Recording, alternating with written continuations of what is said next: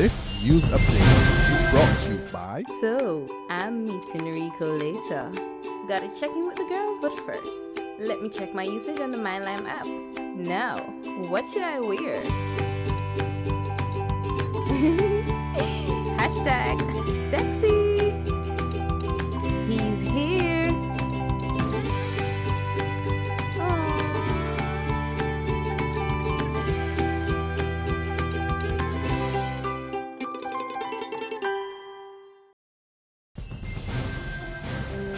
It's Thursday, April the 30th, 2015, and this is your Barbados Today morning news update. I'm Emmanuel Joseph. Thanks for joining us, and in case you hear knocking in our newscast, it's construction work going on in the building. In our top story this morning, Barbadian authorities have launched an official probe into an embarrassing episode which occurred at the Grantley Adams International Airport early this month, in which security officers were summoned for Vincentian Prime Minister Dr. Ralph Gonsalves. The region's longest-serving Prime Minister, who has been in office since 2001 and who was headed home at the time, arrived on April the 14th on Liat Flight 512 from Guyana and was due to connect on the 737 service operated by the regional airline from Barbados to St. Vincent when he was not recognized by the security officers on duty at Gate 9. Gonsalves, who both visits and transits Barbados frequently and is one of the most prolific commentators on CARICOM integration matters, was ordered by a female G4S officer to return for further screening after his bag went off during his initial security check.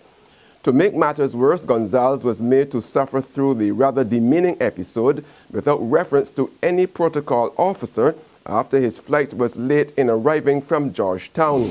In other news now, the National Union of Public Workers says it's monitoring the safety of its members at the Queen Elizabeth Hospital after their lives were threatened by a gun-toting man yesterday who claimed one of his loved ones had died at that health facility. Acting General Secretary of the National Union of Public Workers, Rosalind Smith, tells Barbados Today the union will be working closely with management of the hospital to ensure it keeps its promise to tighten security and maintain a safe environment for staff.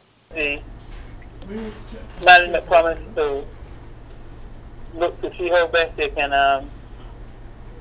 tighten the security. We recognize that they have cameras already in place, and I think it's a case where some of the doors that should be locked are left open and things like that. So they're looking now to have an investigation and to see how best they can secure the staff at the hospital. A police security ring has already been placed around the hospital, and Chief Executive Officer of the QEH, Dr. Dexter James, tells Barbados Today there's also now heightened security inside the building by its in-house guards. There has been no shutdowns. It's been also the same as normal, although there have been heightened interest, heightened security around the hospital by the police and our in-house security. That's all I have to say. Police are continuing their investigations into the matter.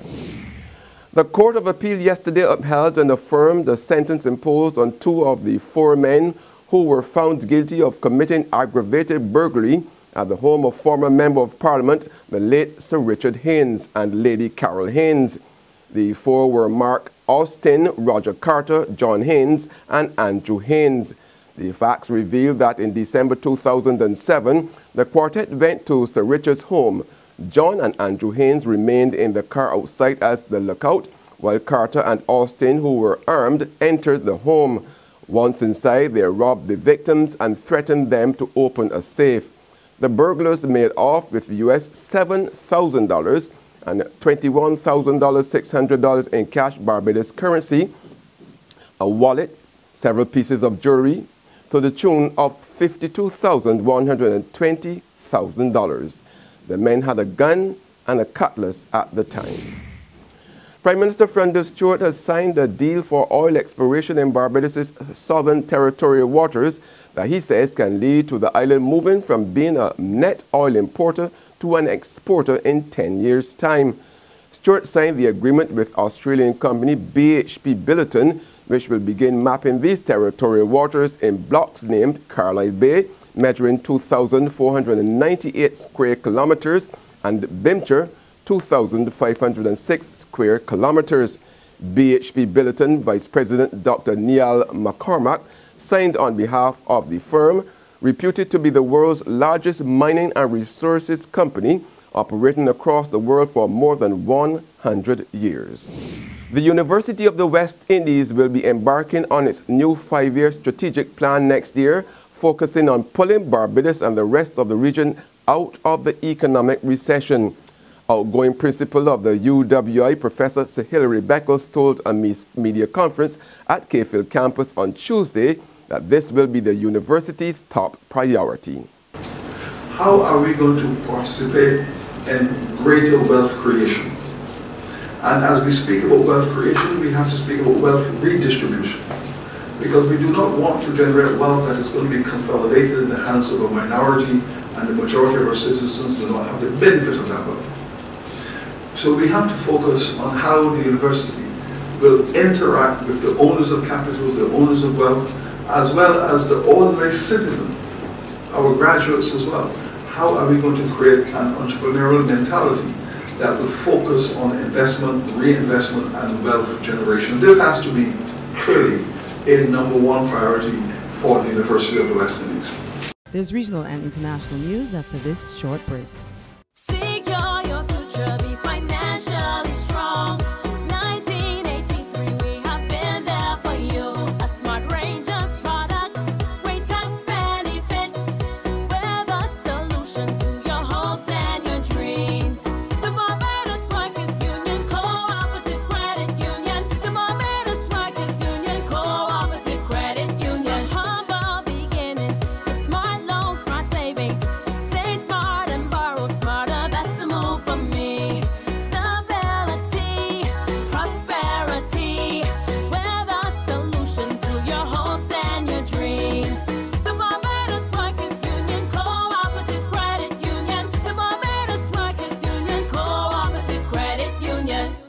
A test of character, a test of focus, a test of will, a test of resilience, a test of courage.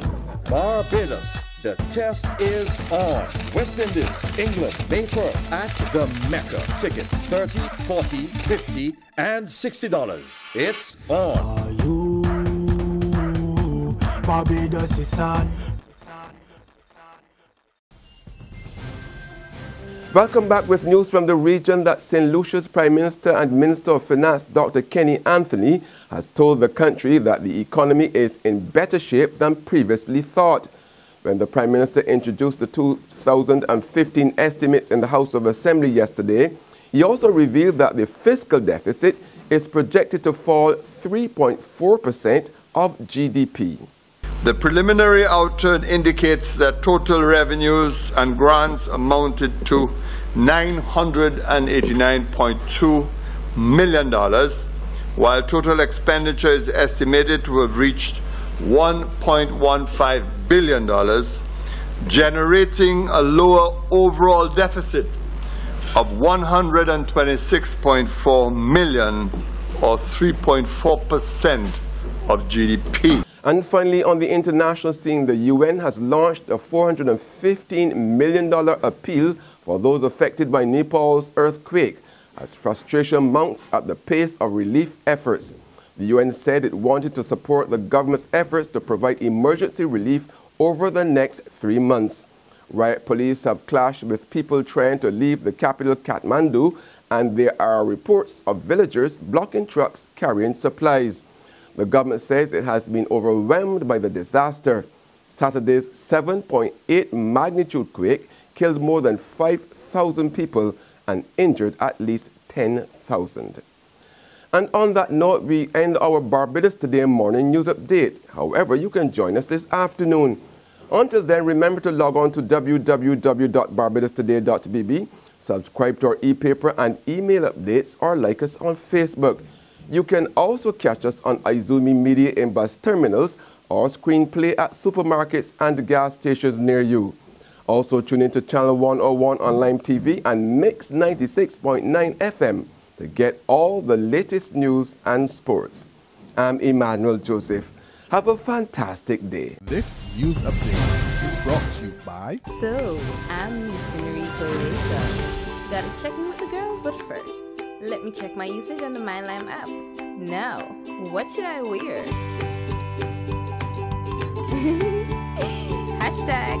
#sexy.